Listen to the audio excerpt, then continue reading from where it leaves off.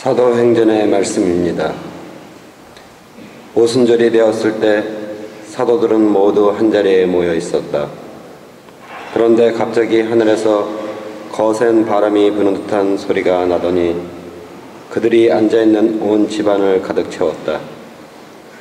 그리고 불꽃 모양의 혀들이 나타나 갈라지면서 각 사람 위에 내려앉았다.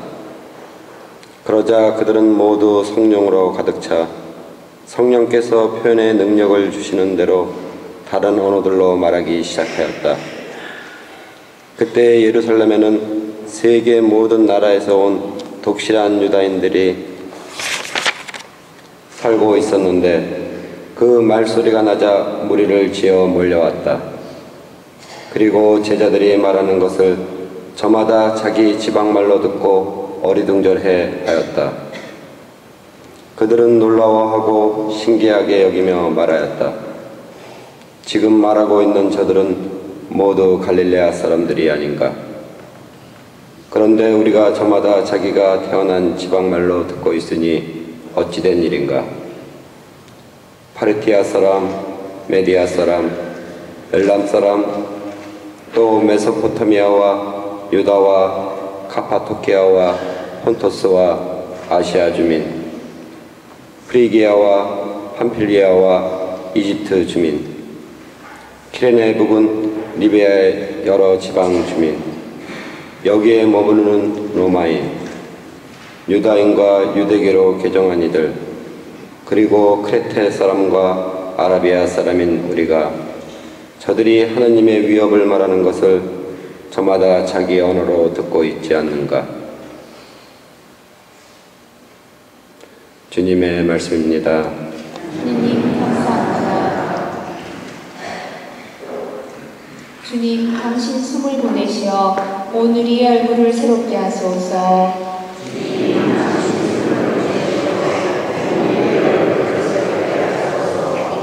내 영혼아, 주님을 찬미하여라. 주 하느님, 당신은 참으로 위대하시옵니다. 주님, 당신 업적 얼마나 많사옵니까? 온 세상은 당신이 지으신 것으로 가득하옵니다.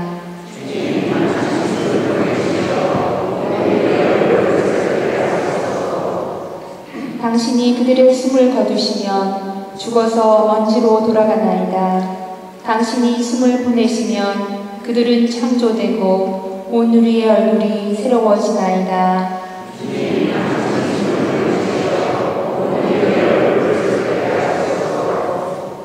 주님의 영광은 영원하리라. 주님은 당신이 이루신 일을 기뻐하시리라. 내 노래 그분 마음에 들었으면 나는 주님 안에서 기뻐하리라.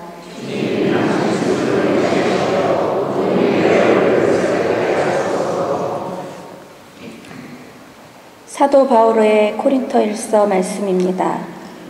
형제 여러분, 성령에 힘입지 않고서는 아무도 예수님은 주님이시다 할 수 없습니다.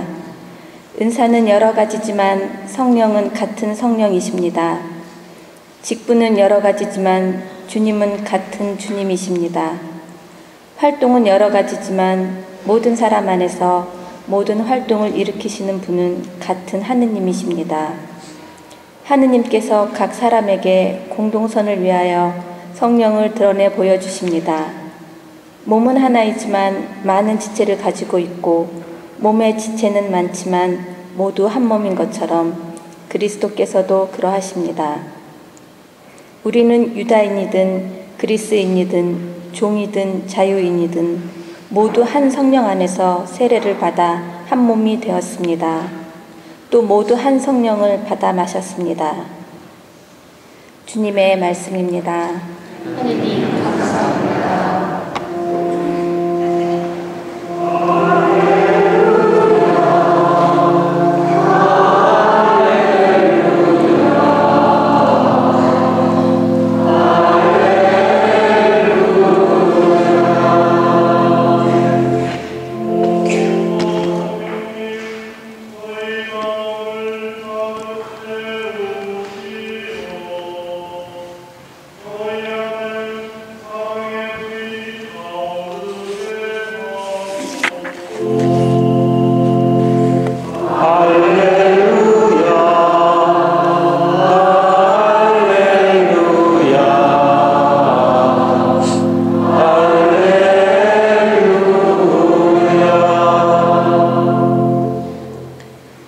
예수님께서 여러분과 함께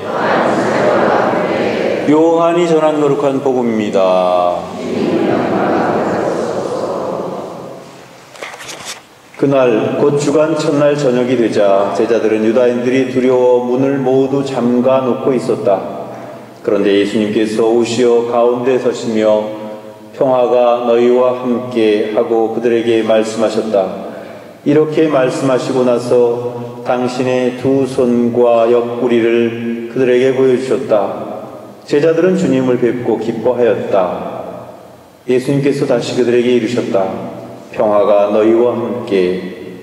아버지께서 나를 보내신 것처럼 나도 너희를 보낸다. 이렇게 이르시고 나서 그들에게 숨을 불어넣으며 말씀하셨다. 성령을 받아라. 너희가 누구의 죄든지 용서해 주면 그가 용서를 받을 것이고 그대로 두면 그대로 남아 있을 것이다.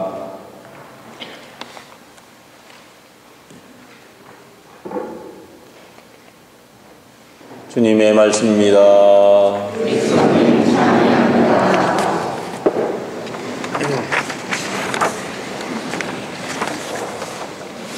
삼위예수님, 한 주간 동안 안녕하셨습니까? 오늘은 생일입니다. 생일. 교회가 탄생된 그런 날이기도 하지요. 이름하여 성령 강림 제축일이라고 하는 그런 축일입니다. 그래서 무엇보다도 교회는 전통적으로 오늘 성령께 대한 독서와 복음 이렇게 봉독을 하고 또 오늘 특별히 성령께 대한 그런 관심을 촉구하면서 우리가 성령 안에서 언제나 일치를 향해서 나아가기를 바라는 그런 주의를 보내게 됩니다. 오늘 복음에서 예수님께서는 오순절이 되었을 때 제자들에게 나타나십니다. 그래서 문을 모두 잠가 놓고 있는 제자들에게 나타나셔서 평화가 너희와 함께라고 인사하셨다고 합니다. 무서워 죽겠는데 거기 예수님이 유령인지 예수님인지 모르겠지만 나타나셨을 때 제자들이 상당히 긴장했을 것 같습니다. 그렇지만 어쨌든지 그 두려움에 떨고 있는 제자들에게 절실하게 필요한 것은 아마 평화였을 것 같습니다.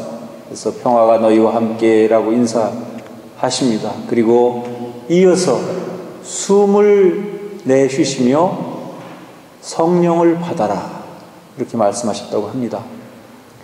똑같은 성령 강림을 전하는 첫 번째 독서에서는 전혀 다른 분위기로 또 전하고 있습니다. 모든 사도들이 예루살렘에서 한 자리에 모여 있었더니 갑자기 하늘에서 거센 바람이 이는 듯한 소리가 들려왔다 그랬어요. 거센 바람이 분 건 아니에요. 부는 듯한 그런 소리가 들려왔다고 합니다. 그리고 이어서 각 사람 머리 위에 불혀 모양으로 성령이 내렸다. 그리고 그 성령을 충만히 받은 제자들은 각자 여러 나라 말로 이야기하기 시작했다. 이것이 바로 성령 강림의 그날의 그 현장의 느낌과 소식을 전하는 성경의 표현 방법입니다. 솔직히 말씀드리면 저나 여러분이나 바로 그 현장에 있지 않았기 때문에 과연 거기서 무슨 일이 벌어졌는지 우리는 알 수 없습니다.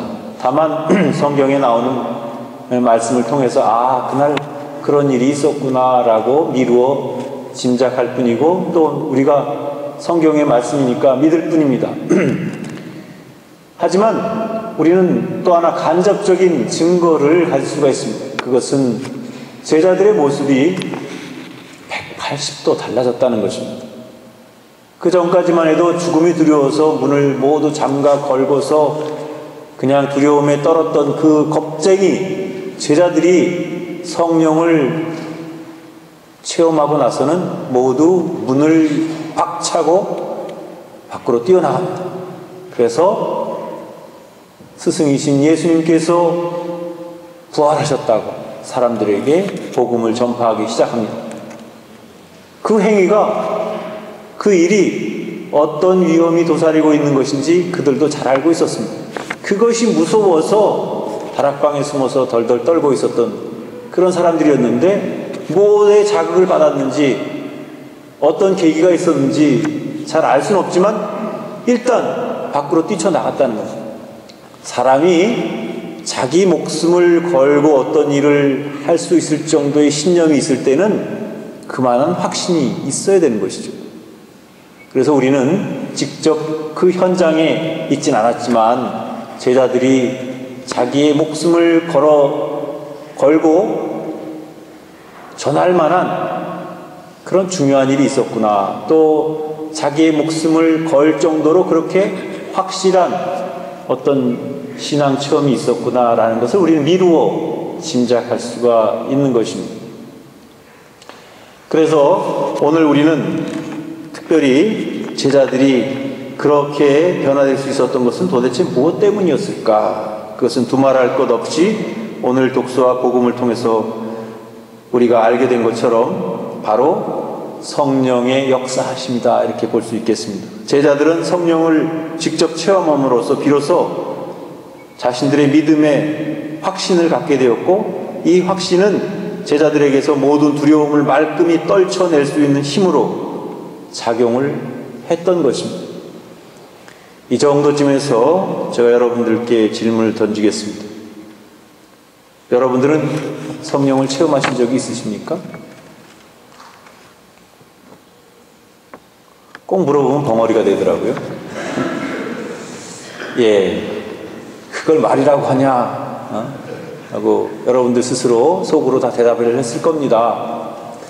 네라고 대답하신 분도 있고 아니요 라고 대답하신 분도 있을 겁니다. 네라고 대답하신 분들은 축하드립니다. 그렇지만 여러분들이 체험한 그 한 번의 체험이 여러분들의 삶에 얼마나 큰 영향을 미치고 있으며 여러분들에게 얼마나 큰 신앙의 변화를 가져왔는지 곰곰이 생각해 보십시오. 그리고 또 한 가지 덧붙여 말씀드리고 싶은 것은, 우리의 체험이라고 하는 것은 제자들이 체험했던 것 같이 그렇게 강렬한 체험은 아닙니다. 각자 사람에 따라서 조금씩 차이는 나긴 하지만, 그러나 우리는 그 체험을 잊지 말고 계속해서 그 느낌을 간직하고 또 그 성령의 체험을 성숙시켜 나아가도록 우리가 노력해야 되는 겁니다. 아, 난 한번 성령 체험했으니까 됐어. 그건 아니라는 거예요.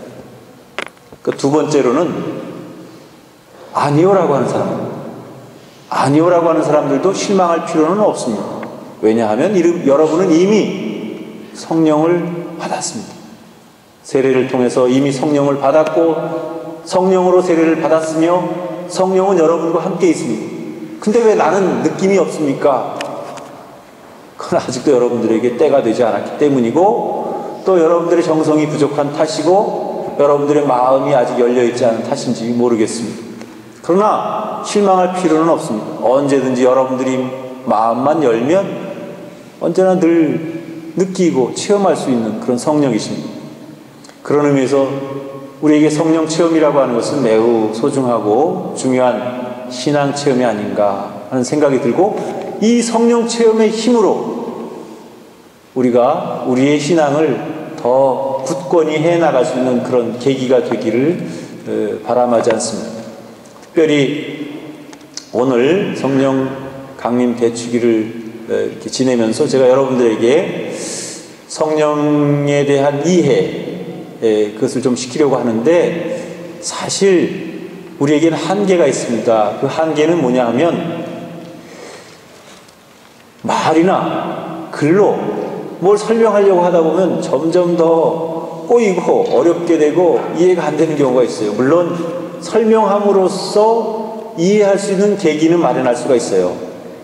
설명 없이 무조건적으로 믿어라 그렇게 이야기하는 것보다는 설명을 함으로써 사람들로 하여금 성령을 알 수 있도록 인도해 줄 수 있는 그런 기회가 되긴 합니다. 그렇지만 말이나 글로 근본적으로 해결할 수는 없고 완전히 이해시킬 수는 없는 한계가 있는 것입니다. 그래서 각자의 개인적인 체험이 필요한 것입니다. 그런데 이런 체험 중에서 우리가 성령에 대해서 이해할 때 정말 주의해야 될 것이 한 가지 있습니다. 그것은 성령은 다양한 모습으로 자유롭게 어떤 모습으로도 등장할 수 있고, 그렇기 때문에 다양한 현상으로 벌어지는 것이고 우리에게도 다양한 은총이 주어지는 것입니다. 그래서 꼭 이것만이 성령의 체험이고 이건 성령의 체험이 아니다라고 말할 수는 없는 것입니다. 그러므로 여러분들에게 다양하게 체험할 수 있는 그런 성령의 체험을 여러분들도 여러분들 나름대로 각자 체험하길 바랍니다. 또 어떤 분들은 이렇게 생각할 수 있을지 몰라요. 아주 굉장히 신기한 체험이거나 강력한 체험이거나 가슴이 뜨거워지거나 불이 떨어지는 것 같은 그런 체험을 해야지만 이게 놀라운 체험이구나 그렇게 생각하실지 모르겠지만, 성령의 체험이라는 것은 때때로 그렇게 뜨겁게 또 그렇게 놀라운 모습으로 우리에게 은총으로 주어지기도 하지만, 잔잔하게 그리고 정말 우리를 이끌어주시는 그런 가벼운 그런 모습으로 우리를 이끌어주시는 분이 성령이십니다. 그러니까 어느 날 성령이 갑자기 툭 하고 나에게 찾아오시는 분이 아니라 늘 우리와 함께 하시고 우리 가운데 계시는 분입니다.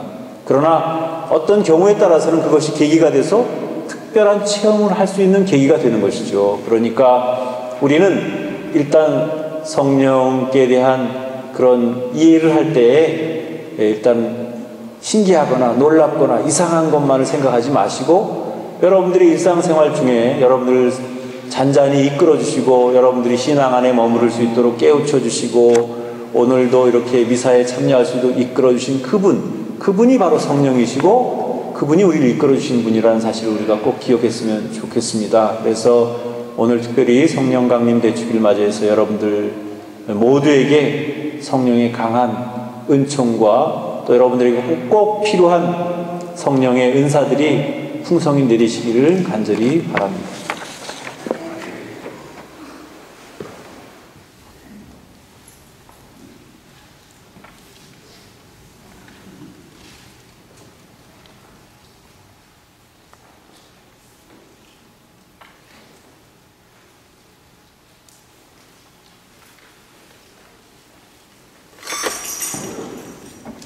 빛의 아버지신 하느님께서는 오늘 위로자 성령을 보내시어 제자들의 마음을 비추어 주셨으니 이 교우들에게도 강복하시어 기쁨을 주시고 성령의 선물을 가득히 내려주소서. 아멘. 제자들 위해 기묘히 불 모양으로 나타나시는 성령께서는 이 교우들의 마음을 모든 악에서 깨끗이 씻어주시고 밝은 빛으로 비추어 주소서.